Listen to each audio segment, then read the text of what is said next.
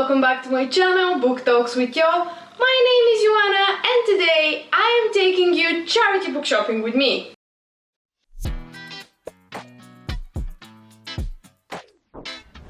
If you've watched my videos for a while, you probably know that one of my favorite things about living in the UK are their charity shops, and especially their book selections, because sometimes you can find true gems there. Sometimes there are some books that are not that interesting, but most of the time you can find real treasures if you spend enough time there, which I do. Yeah, I enter a bookshop, like a charity shop, and I spend my whole day there, but that's another question. And yeah, my last big charity book shopping trip was, I think, last autumn, right before the second lockdown happened. So yeah, it's been quite some time. So today I decided to take you with me on a charity book shopping trip, and at the end of the video I will haul all the books that I've got and I'll talk about them in more details. But yeah, without further ado, let's go shopping. So I'm on my way to the first charity shop and I'm excited to get some new books. Oh, I will take your hand and we'll rise up from the dust. Oh, here we go, go, go, let us heal and grow. You won't be alone, we're unstoppable. Don't be afraid to show what we're going for. This is what we know. Here we come back to life, we're still breathing. Standing up, everybody's gonna see it. Oh, all you need to know is that we're holding on. Even if we fall, we will rise up and we follow the path that we believe in. No, we're not gonna stop until we reach it. Oh, all you need to know is that we're holding on. We rise up from the dust and claim our throne.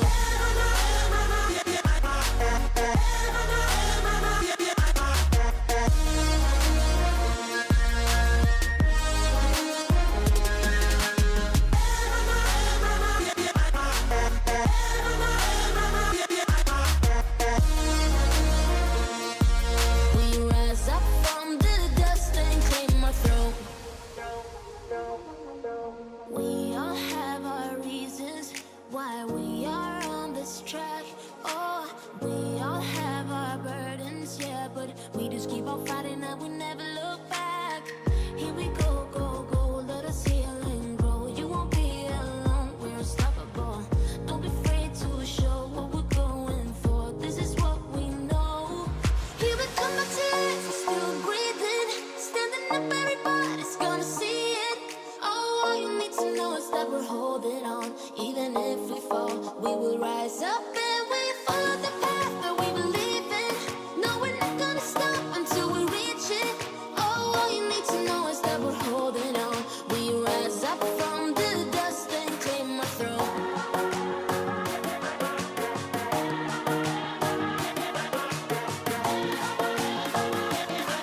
We rise up from the dust and claim our throne.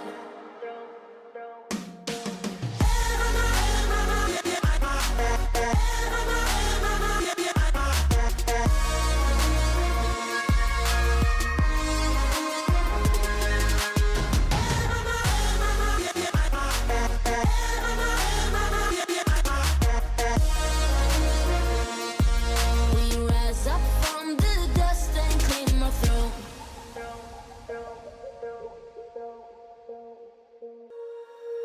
When you feel it's hopeless, when you think that you've lost, oh, I will take your hand and we'll rise up from the dust.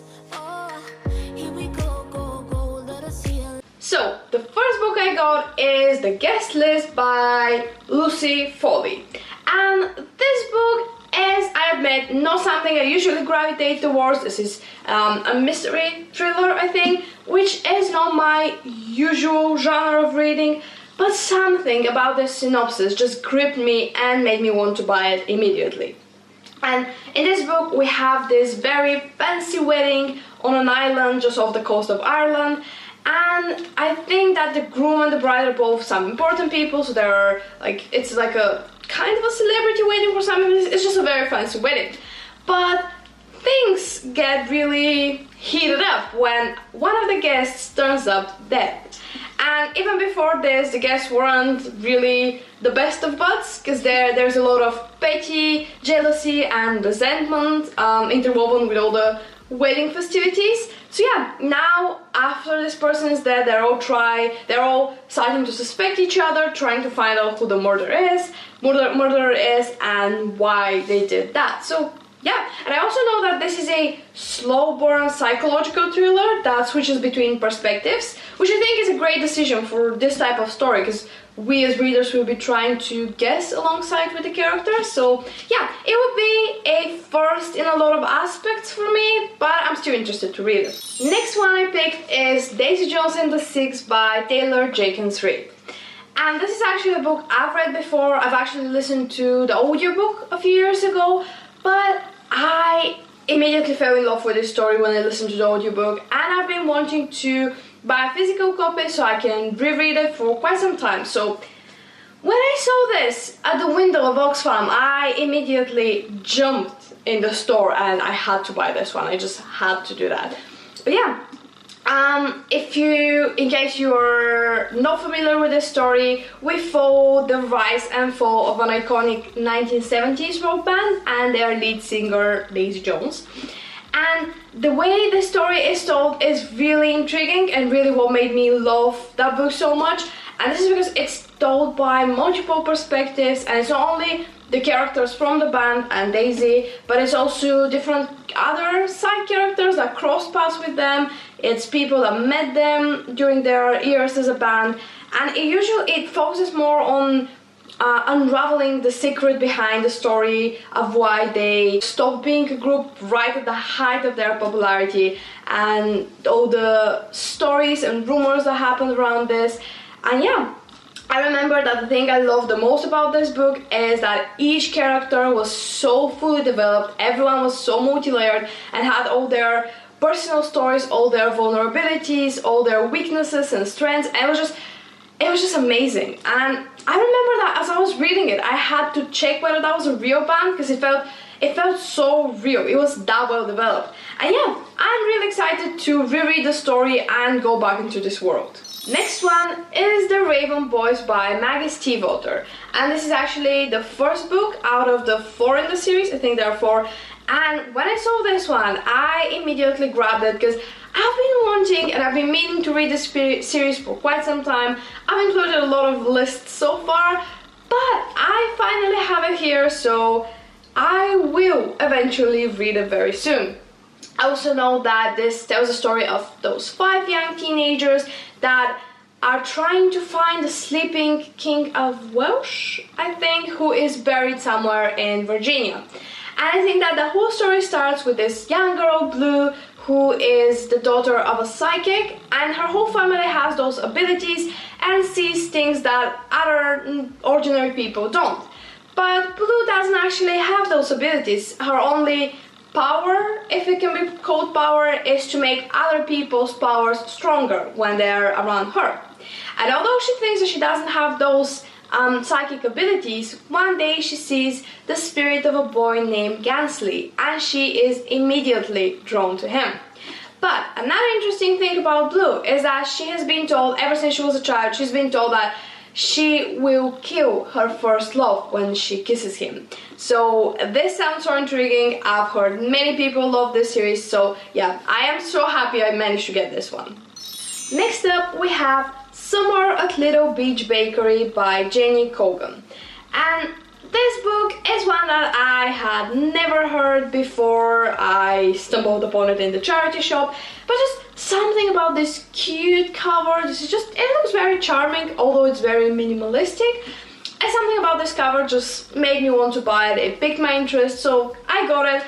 And I actually, when I go home after my charity book shopping trip, I found out that this is actually the second book in a duology, where the first one is just called Little Beach Street Bakery. But it's okay, it's okay, fear not, I will find that first one, I'll read it, and then I'll read that one. Because it sounds very charming, and I'm sure that both books would make me feel very happy and just very calm and relaxed. And I'm not going to read a lot about the synopsis because I'm afraid of stumbling upon any spoilers for both books, but I'm just going to tell you that it's set in this small Cornish town, and we have Foley, who has a bakery, and this is enough for me to know that it will be charming, because something about the setting just makes me feel like it's going to be a good book. Next is The Memory of Midnight by Pamela Hartshorne. I hope I'm pronouncing this right. And this is another book that I had never heard about before my book shopping trip, but I fell, and I mean it, I fell in love with this cover. I just saw it and I was like, I must have this book. I don't really want to read the synopsis even, I just know that I want to have this book, because this book cover is one of the best covers I've seen. I don't know what it is about it, it's just very beautiful. And a funny story is that actually before I went to the first charity shop, I had to go to Poundland to get something else, and I saw this one on the shelves, and of course this cover immediately drew me. I picked it up, I kind of read the synopsis briefly, but I was like, no, this is not the reason for my trip today. I'm gonna leave it on the shelf now and maybe come for it later. But then I kind of forgot about it until I saw it in the first charity bookshop. It was the second book I saw there. I was like, yes, this is all I need. That's a sign. I'm getting this one. This was all I needed to get up that book. And as I said, the synopsis is kind of messy and confusing, but I'll try my best to explain what I think that the story is going to be about. And it's kind of a historical fiction as well as mystery and some elements of thriller and some elements of sci-fi, because there will be time traveling. So yeah, it will be interesting. It's a lot of things, but it will be interesting. And we have this girl, Nell, who lives in Elizabethan England, and she is trapped in a wooden chest by her abusive husband. And she's living a very miserable life with him until her childhood sweetheart comes back and offers her a chance to fly to the new world. And then we have Tess and her son, 4.5 centuries later, who moved to York. And Tess is also trying to move away from her manipulative and overbearing husband, and this is why they moved to York. And everything kind of gets confusing when Tess starts to experience memories of a past that's not her own, and she needs to uncover the secret of this past in order to free both herself and Nell once and for all. And I honestly don't know why more people are not talking about this book, because first, cover is gorgeous, and second, the synopsis sounds amazing. Next is Me Before You by Jojo Moyes. And I know I still haven't read that book. It's been out for ages, many people have read it, there is already a movie adaptation, and there is a second and a third, I think, book in the series. But yes, I still haven't read it, although it's been on my TBR for quite some time, but now at least I have a copy, so I'm more likely to finally pick it up. And in this story we have a very quirky girl called Louisa, I think, or Lou, yeah, Louisa, Lou, who loses her job, and as she's seeking a new one, she ends up becoming this guy Will's full-time caretaker. And he is this rich and moody businessman who's been paralyzed after a tragic motorcycle accident. And I also know that this is a story about two people finding each other and learning a lot from one another. And I also know that this book is heartbreaking and that is going to make me cry. So yay, I am ready for this book to break my heart. Next is Evernight by MacKenzie. And I admit, this is a book I picked solely based on the cover, because I mean, look at this, and I mean really look at this. It looks so magical and so whimsical and so beautiful, and it's pure art. I mean, pure art. And I didn't even need to know much about it. I spotted it in the shop and I immediately hugged the book. I knew I was getting it. I didn't need to read the synopsis. I know that it's middle grade and that it looks charming and whimsical, so I just hugged the book till the rest of my trip. I am sold out. The cover, the synopsis, my heart belongs to this book, although I still haven't read it. I know that it's going to be amazing. And I want to read more middle grade books, so that's ideal for this. And yeah, it's just very beautiful. I mean, look, even the inside is so beautiful. Look at this. And there are some like small art pieces on each page, and just yeah. Oh, and I got this bookmark with this, so that's a bonus, and I love this. And the last book I picked is The Boy Who Loved Anne Frank by Ellen Feldman. And this is another book that I immediately picked up, this time not because of the cover, although the cover is still nice, but this time is because the idea behind this book. I read The Diary of a Young Girl a few years ago, and I haven't been able to really stop thinking about this story ever since I read it, because it really moved me, and it is one of the greatest things I've read. And ever since I read this one, I've been wondering the same thing that this story covers, and this is what would have happened if Peter, the boy who Anna meets in hiding, he's her friend in hiding, and what would have happened if he had survived. And in this book he survives, he goes to America, he has a business, he marries, and he has a family. But then The Diary of a Young Girl is published and becomes worldwide recognized, so he has to face the cost of forgetting. And yes, I am ready to read this book. I'm really excited, and I really hope it's executed well. So that pretty much wraps up this video. I really hope you enjoyed watching, and if you did, please don't forget to hit the subscribe button so you don't miss out on my new videos.